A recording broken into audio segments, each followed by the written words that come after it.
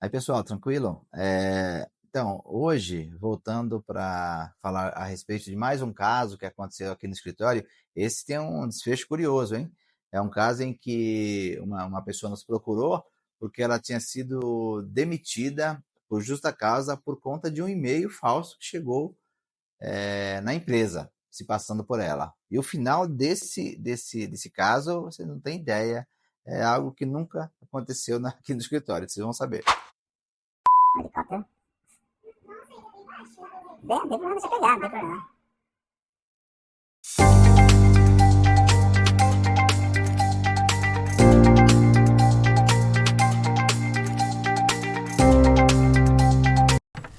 Então vamos lá, pessoal. Esse caso é o seguinte: uma moça nos procurou, disse o seguinte, que tinha sido demitida por justa causa por conta de um e-mail falso. Só que qual o problema, né? Nós não atuamos no segmento de trabalhista. Não é minha área de atuação, não tenho nenhum conhecimento. Quer dizer, nenhum não, mas eu não tenho quase nada de conhecimento, porque eu não atuo nesse segmento trabalhista. Mas só que ela me procurou e disse que aconteceu algo curioso. A demissão dela foi porque a empresa, olha só que coisa curiosa, recebeu alguns e-mails, me parece que foi 2 ou 3 e-mails, dizendo o seguinte: esses e-mails foram direcionados para a diretoria da empresa, dizendo, me parece que a empresa tinha acho que 4 ou 5 diretores, 2 mulheres e acho que 3 homens. E chegou, me parece que 3 e-mails nessa empresa, dizendo o seguinte nesses e-mails: que uma das diretoras estava traindo o marido com um dos funcionários. E um segundo e-mail chegou dizendo que um dos diretores estava traindo a esposa com uma outra funcionária. E estava dando detalhes, inclusive estou com os e-mails aqui, mas não vou nem ler. E estava dando detalhes, que eles saíam em horários de expediente, então seus respectivos cônjuges não ficariam sabendo, coisa desse tipo. Qual que é o curioso?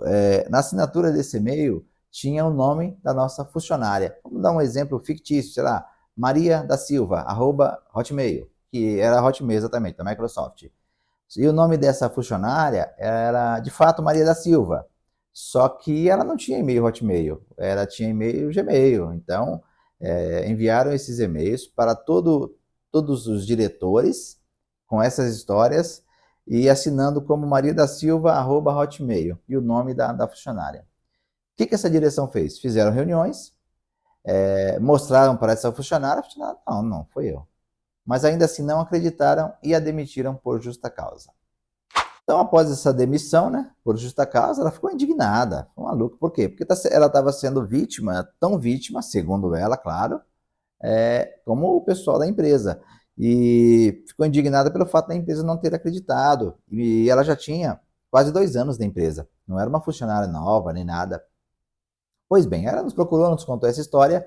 Aí na época, eu tinha uma sócia no escritório e ela já tinha atuado na esfera trabalhista. Então, nós pegamos esse caso. Ela ingressou com uma ação trabalhista e olha só, no dia da audiência, foi contada essa história para o juiz. Aí eu participei também da audiência e eu pedi uma parte ali, um momento para conversar com o juiz, na audiência mesmo, e expliquei para o juiz. Porque no momento da audiência, o juiz ficou meio vendido, porque ele não entendia absolutamente nada assim, de questões de direito digital, né? Aí eu expliquei para o juiz, eu falei: excelência, é possível nós descobrirmos quem enviou esse e-mail? O juiz ficou curioso, falou: não é possível. Eu digo isso, pessoal, porque aconteceu há uns 5, 7 anos atrás esse caso. Então, os juízes não estavam tão habituados a demandas de direito digital.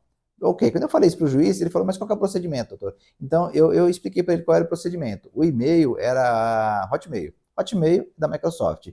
Então, nós ingressamos com esse pedido, eu formalizei o pedido no processo trabalhista, o juiz pediu as ordens necessárias, né, para a Microsoft forneceu a relação de IPs ali, de quem tinha criado e enviado esses e-mails. Pois bem, quando chegou essa relação de IPs no processo, então nós fizemos um outro procedimento para quebra de sigilo desses IPs. Aí o juiz emitiu a ordem, houve a quebra de sigilo desses número de IPs. Eu lembro que foi bastante IPs, viu?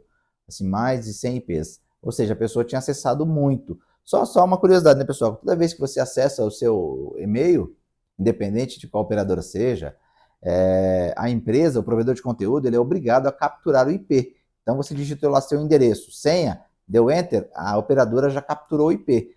Por quê? Porque ela é obrigada a fazer isso. Então existe o Marco Civil da Internet determina que o provedor de conteúdo preserve esses dados por 6 meses. E como estava dentro desse prazo, nós pedimos e houve a quebra de sigilo.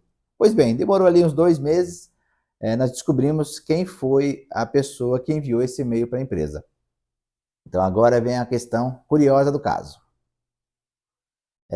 A pessoa que tinha enviado esse e-mail para a empresa, se passando pela funcionária, foi o seu ex-marido.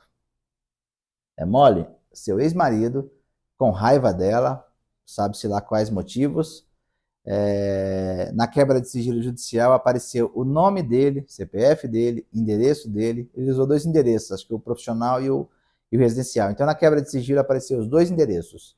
Nossa, quando o juiz viu essa resposta, ele marcou uma outra audiência, e nessa audiência ele já julgou a ação trabalhista favorável à reclamante, né? Que era também tão vítima quanto a empresa. A empresa de fato foi vítima de um crime, mas só que a funcionária não poderia ser culpada por um crime de um terceiro, ainda mais do seu ex-marido, né?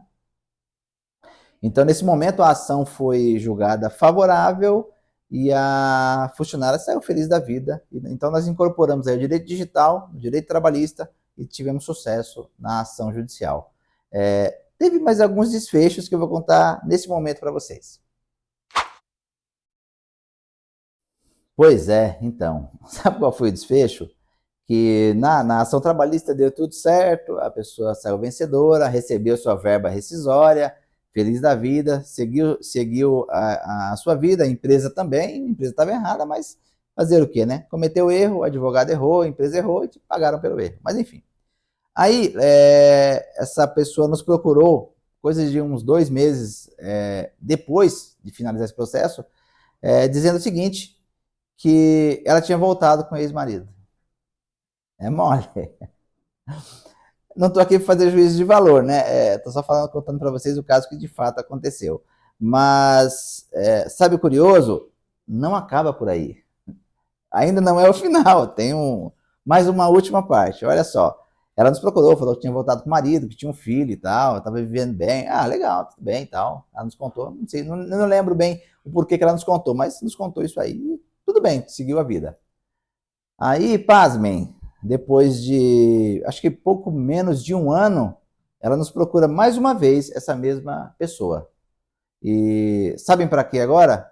Para fazer divórcio. Ela estava divorciando do marido. Putz, mas por que voltou, né? Mas, enfim. Então, esse é o final do caso. Olha, ela teve divórcio. Aí, essa minha sócia fez o divórcio, deu tudo certo, teve pensão alimentícia e tal. E aí, hoje eu não sei se ela está de volta com essa mesma pessoa, de repente está no novo relacionamento. Mas vocês vejam que um caso, olha os desfechos aí que teve esse caso, né? Eu achei bastante curioso e legal para compartilhar com vocês. Tá certo, pessoal? É isso. Assim que tiver novos casos liberados e autorizados aqui, nós vamos voltar a contar para vocês. Tá certo? Fiquem com Deus e um grande abraço.